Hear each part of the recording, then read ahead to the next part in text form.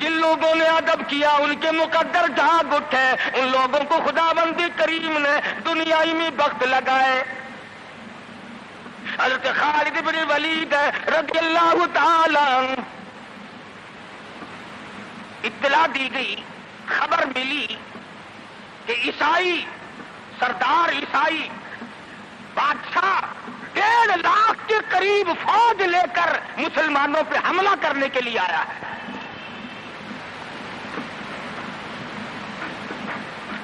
حضرت خالد بن ولید رضی اللہ تعالی عنہ کو 50-60 آدمی دیے، جاؤ بادشاہ کی فوج کا اندازہ لگا کے آؤ، تخمینہ لگا کے آؤ، اسلحہ دیکھ کے آؤ، ان کی تعداد کا اندازہ لگاؤ وہ کتنے ہیں۔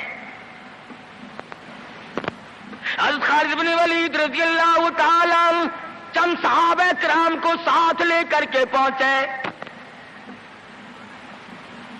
عیسائی بادشاہ کو پتا چلا، اس نے حضرت خالد بن ولید رضی اللہ تعالی عنہ کو بلایا اور کہنے لگا کہ دیکھو جنگ اچھی چیز نہیں ہے، ہم سے صلح کر لو، ہم سے صلح کر لو۔ حضرت خالد فرمانے لگے صلح میں دیر کیا ہے، قول لا الہ الا اللہ محمد الرسول اللہ صلی اللہ علیہ وسلم، کلمہ پڑھ، مسلمان بن جا، میرا بھائی بن جا، جنت کا حقدار بن جا، میرے نبی کا غلام بن جا، اللہ کی توحید کا ماننے والا بن جا، ابھی تمام باتوں میں صلح ہو جائے گی۔ وہ کہنے لگا بڑا جلدی کلمہ پڑھا ہے، جیسے میں اکیلا بیٹھا ہوں، تو نے میری فوج دیکھی ہے؟ 1.5-2 لاکھ فوج لے کے آیا ہوں، کھا جائے گی میری فوج تمہیں۔ کلمے پڑھا رہا ہے۔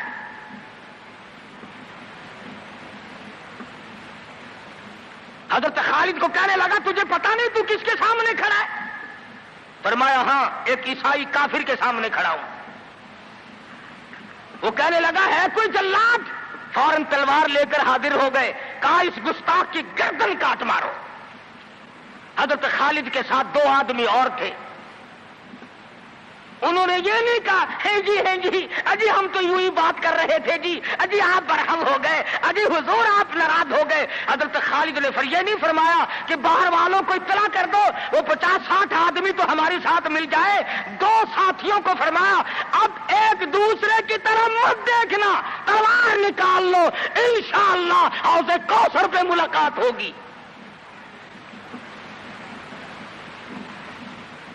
3 آدمی 1.5-2 لاکھ کے مقابلے میں ٹکرا گئے، یہ نہ سوچا کہ ہوگا کیا۔ حضرت خالد بن ولید رضی اللہ تعالیٰ عنہ اور 2 ساتھی اور تمام کافروں کی فوج میں گھر گئے، جنگ شروع ہو گئی۔ ابو عبیدہ بن جراح رضی اللہ تعالیٰ عنہ کے خام میں مدنی کریم صلی اللہ علیہ وسلم تشریف لائے، فرمایا ابو عبیدہ تو سویا ہوا ہے، میرا خالد گھیرے میں آ گیا۔ گھبرا کے اٹھے، شور مچایا، لوگوں جلدی کرو پہنچو، خالد گھیرے میں ہے۔ حضرت خالد کی بیوی ام تمیم سنتی ہے، کہنے لگی نہیں مجھے یقین نہیں آتا، میرا خالد گھیرے میں آنے والا نہیں، آ ہی نہیں سکتا۔ گھر میں کھڑی ہو کر چاروں طرف نظر مارتی ہے، دیکھتی کیا ہے؟ وہ ٹوپی جس میں امام الانبیاء محبوب کبریا حضرت محمد مصطفیٰ صلی اللہ تعالی علیہ وسلم کے منہ مبارک رکھے ہوئے تھے، وہ بھول آئے۔ ام تمیم کہتی ہے خالد تو ضرور گھیرے میں آ گیا، تیری ٹوپی یہاں رہ گئی۔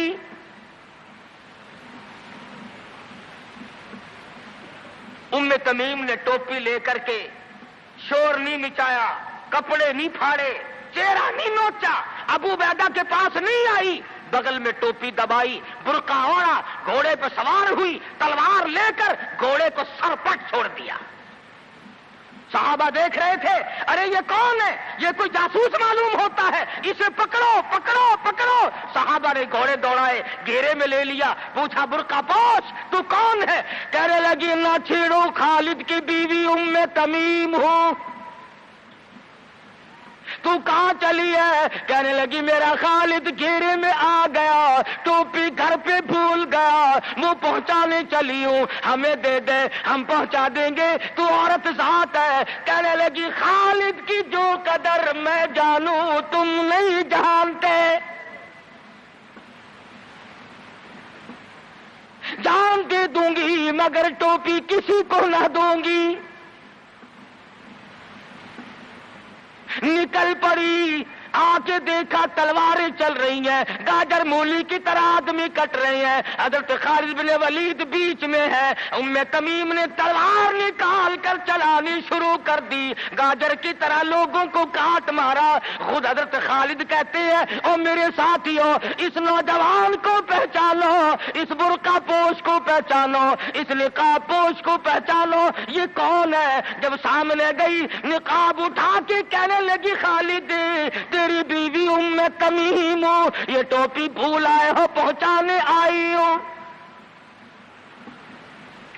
اور کراچی کے مسلمانوں تم نے کبھی سوچا نہیں خالد کے سر پہ نبی کی ٹوپی نہیں، جس میں نبی کے بال رکھے ہوئے تھے وہ گھیرے میں آ گئے۔ آج تیرے پاس قرآن نہیں، تو گھیرے میں ہے۔ وہ ٹوپی گھر پہ بھول آیا تھا، تو قرآن کو مسجد میں قید کر کے آیا، آج تو کفر کے لرزے میں پھنسا ہوا ہے، تو گھیرے میں ہے، تجھے کوئی نہیں نکال سکتا اللہ کے قرآن کے سوا۔ تم کتنی عسکری طاقت بڑھاؤ، تم تعداد بڑھا لو، تم چھوٹے بڑے زور لگاؤ، کتنی تم کوشش کرو، خدا کی قسم جب تک تم اللہ کا قرآن لے کر کے نہیں بیٹھتے اس وقت تک تمہارا گھیرا نہیں ٹوٹ سکتا۔ تم نے اللہ کے قرآن کو مسجد میں قید کر دیا۔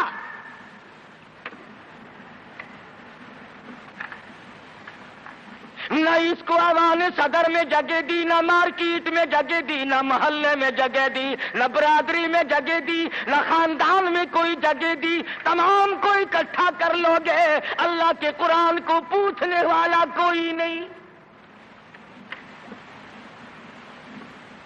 کون پوچھے؟ حضرت خالد تو صرف ٹوپی بھول کر آئے تھے، ہم نے قرآن ہی بھلا دیا، نبی کی سیرت کا آئینہ بھلا دیا۔ خدا کی قسم نبی نے امانت تمہارے سپرد کی ہے، میدان حشر برپا ہوگا اور اللہ کا پیغمبر کھڑا ہو کر تم سے مطالبہ کرے گا لاؤ میری امانت کہاں ہے۔ کچھ لوگ کہیں گے اور جی ہم تو عشق کی وجہ سے ایسا کر بیٹھتے ہیں، محبت میں ہمیں پتہ ہی نہیں چلا قرآن کہاں رہ گیا، محبت میں ہمیں پتہ ہی نہیں چلا قرآن رہ کہاں گیا۔ اور تجھے کیسی محبت ہے، تجھے کیسا عشق ہے کہ تجھے آج تک پتہ نہیں چلا۔ عشق تو صحابہ کرام کو تھا۔ مدینہ منورہ ہے، اللہ پاک ہر مسلمان کو مدینہ پاک کی زیارت نصیب فرمائے۔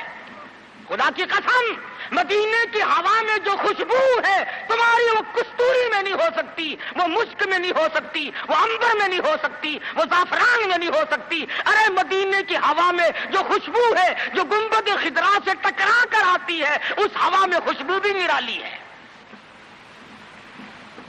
صحابہ کہتے ہیں کہ جب ہم نبی صلی اللہ علیہ وسلم کو تلاش کرنے کے لیے نکلتے تو کسی سے پوچھتے نہیں پھرتے تھے، بلکہ مدینے کی ہوا بتاتی تھی ادھر آؤ ادھر آؤ، حضور ادھر تشریف لے گئے۔ مدینہ منورہ میں ایک جنگ کی تیاری فرمائی، صحابہ کرام کا لشکر تیار فرمایا، حضور اکرم صلی اللہ علیہ وسلم نے۔ جمعے کا دن ہے، صبح کا وقت ہے، لشکر کو ساتھ لے کر کے تشریف لے گئے، 2-3 میل تک رخصت فرمانے کے لیے گئے، دعا کر کے واپس آ گئے، اللہ تمہیں کامیاب فرمائے۔ صحابی ہے حضور اکرم، سب کہہ دو صلی اللہ علیہ وسلم کا۔ آؤ عشق کی بات تمہیں بتاؤں، حضور اکرم صلی اللہ علیہ وسلم نے روانگی کے وقت فرما دیا، توجہ کرنا، لشکر کو رخصت کرتے وقت فرما دیا، اور میرے دیوانوں اور پروانوں اور میرے جانثاروں بات سنو، پہلے جھنڈا جعفر طیار رضی اللہ تعالیٰ عنہ کے ہاتھ میں دینا، پھر جھنڈا عبداللہ ابن روا کے ہاتھ میں دینا، پھر جھنڈا اسامہ بن زید کے ہاتھ میں دینا۔ حضور کے کلام کی مراد کو اگر صحابہ نہیں جانتے تو کون جانتا ہے؟ سمجھ گئے صحابہ کہ جعفر طیار شہید ہوں گے. یہ جو حضور نے فرمایا پھر اس کو دینا، پھر اس کو دینا. حضور صلی اللہ علیہ وسلم کے کلام کی، فرمان کی، ارشاد کی مراد اور منشا غرض و غائب صحابہ سمجھ گئے کہ جعفر طیار شہید ہوں گے، اور پھر عبداللہ بن رواح بھی شہید ہوں گے، اور اسامہ بن زید بچ کے آئیں گے. صحابہ کا تجربہ تھا حضور کے کلام کو سمجھنے کے لیے.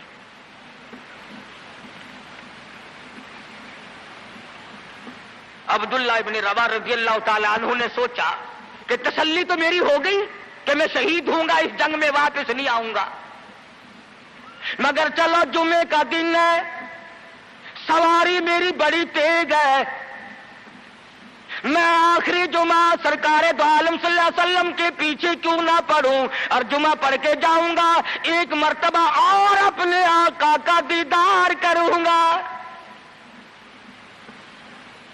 واپس مدینے میں آئے، گھر نہ گئے، بیوی بچوں میں نہ گئے، باغ و بہار میں نہ گئے، فصل باڑی میں نہیں گئے، لوگوں میں نہیں گئے، سیدھے مسجد نبوی میں تشریف لائے. جمعے کی نماز کے بعد مدنی کریم صلی اللہ علیہ وسلم سے سلام کیا. حضور نے فرمایا عبداللہ میں نے تو تجھے